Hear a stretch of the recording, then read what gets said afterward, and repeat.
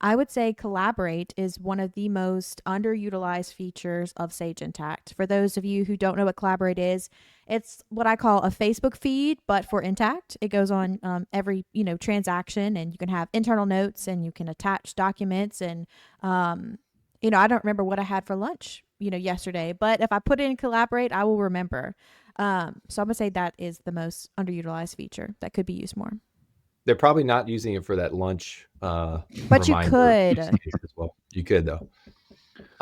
Yeah, and I'll add to that. I mean, I think it's a great point Emily makes. Like when you think about nonprofits, and we talked about transitions and staffing and retention in general, just making sure they're getting the most out of their software, Doug. Like your point's really pointed. Like a lot of people aren't using some of our most capable features, and that's why they invested in the product originally. So are they committing enough to making sure that they get the real value from the technology that they're investing in? They probably need to focus more on that. And so an example of that would be dashboards, right? We have super powerful dashboards, never been more relevant. You can edit and change them within the finance office without IT support on a dime to help address some of the planning and you know uh, evaluations that need to be happening in the current environment. And a lot of people just don't take that extra time to set up, the additional dashboards or additional reports that could be valuable to them.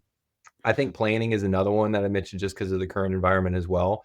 That's a tool that's seen good adoption, and a lot of folks have access to it and probably aren't investing enough time in planning tools in general. And I think this is a broader conversation around planning software. But in a mid-sized nonprofit today, a lot of folks go invest in planning tools, and it really ends up being more complicated for them to use than they realize. They don't have a full-time FP&A person. The implementation is significant. And what you get with Sage Intacct planning is something that's pretty familiar to folks who are coming off of Excel, great ROI, at a price that makes sense.